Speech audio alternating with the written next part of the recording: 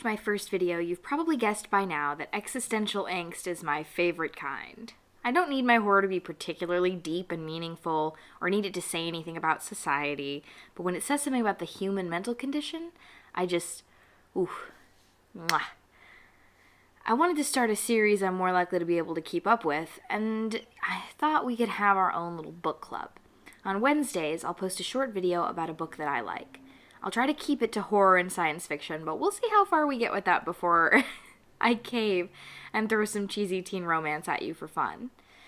But for our first installment, we're going to take a longer look at my favorite science fiction novel, Sphere by Michael Crichton, a novel from 1987. Now, any film buffs here may have seen the movie based on this book, but I assure you it is not even comparable. The book is long, slowly paced, and much more terrifying and mind-bending. A short excerpt from the Wikipedia article reads as such. The novel begins as a science fiction story, but quickly transforms into a psychological thriller, developing into an exploration of the nature of the human imagination. Now, brownie points to anyone who connected my love of this with my love of the Forbidden Planet. They carry so many similar themes and a few base plot points, and I'll compare them more later in this video after a fair spoiler warning, so you know where to stop if you care about the endings to either one. First, I want to talk about why you should read Sphere. Basically, I have loved this book since I was a wee babe, because of how seamlessly it transitions from sci-fi to thriller. It's such a smooth transition you almost don't notice. If you've ever heard the saying about boiling frogs, this book is the horror epitome of that saying. It slowly eases you into the horror, so much so that you don't realize you're scared until you put the book down to grab a glass of water, and you find yourself stuck in your chair thinking about it a little longer than you intended. Its plot follows our protagonist Norman to the bottom of the ocean as he serves as a psychological consultant on a top-secret project for the U.S. Navy. The project is the investigation of a spacecraft that has been discovered on the ocean floor.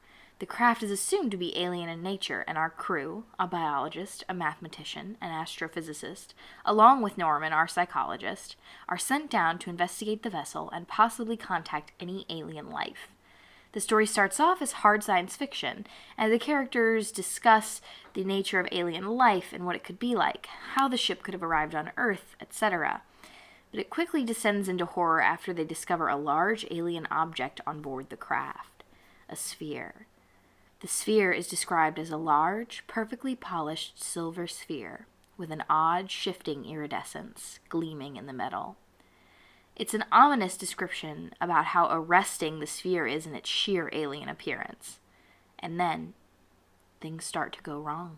Now, we've unfortunately reached the point in the video where if you care about the ending to the book or the movie Forbidden Planet, you gotta stop watching. Terrible, I know. But you can come back when you've read/watched for some fun movie book analysis. Now, go on, get! Let's switch for a moment to Forbidden Planet. Forbidden Planet is a sci-fi horror movie from 1956, 31 years before Sphere was published. You can see its influence on Sphere is very clear, which is interesting as Forbidden Planet has also been seen as a loose adaptation of William Shakespeare's The Tempest. Anyway, in Forbidden Planet, humans land on, you guessed it, a planet, after the only survivors of the previous mission attempt to warn them and prevent them from touching down on the planet. Upon arrival, they find that those only survivors are scientist Dr. Morbius and his daughter Alteria, named after the planet Altair 4. Obviously, so far, this is pretty different from Sphere. But that's up until Dr. Morbius shows us a device left behind by the long-dead advanced civilization that once inhabited the planet. The device is capable of increasing someone's intelligence, but we discover later that this increase in intelligence also leads to being able to create things with your thoughts alone. The sphere in the book is a machine made to accomplish that goal. Both Harry, our mathematician, and Beth, our biologist, enter the sphere at different points in the book. And so we get to see what happens when this power is unleashed on the unsuspecting crew. Sphere and Forbidden Planet take similar approaches as to how this affects the lives of our crew as well. The idea being that once you unleash the creative power of the brain, you will suffer from creations of the subconscious, the ego, or the id. What I love about Sphere is how it handles the psychology of these manifestations.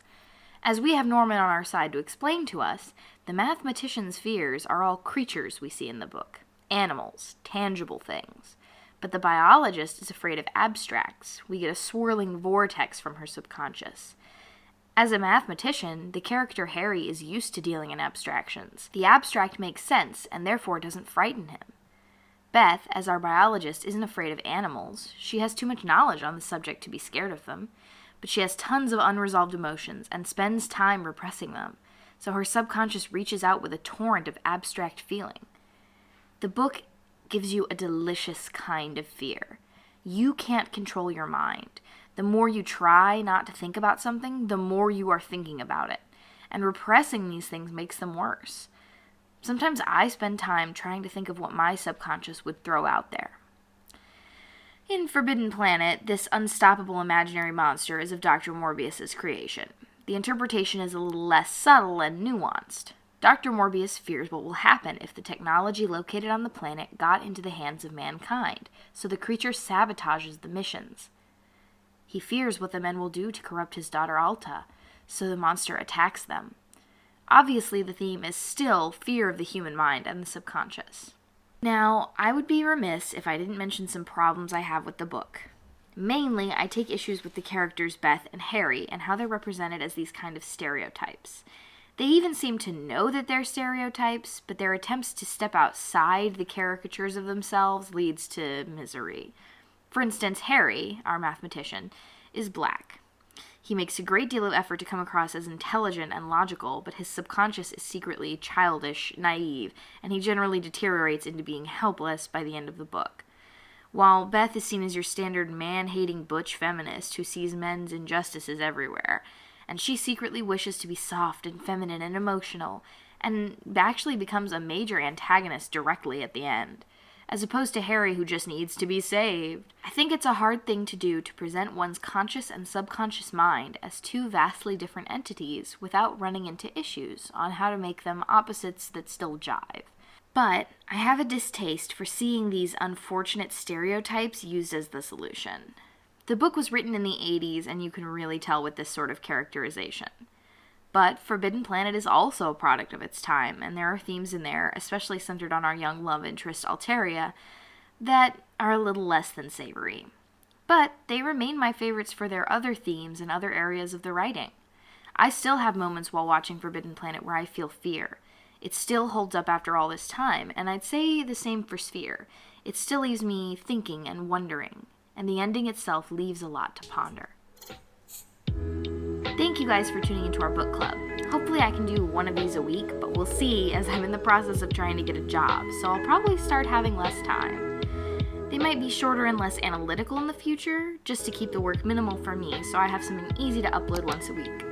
If you guys liked it, please leave a comment, like, and subscribe.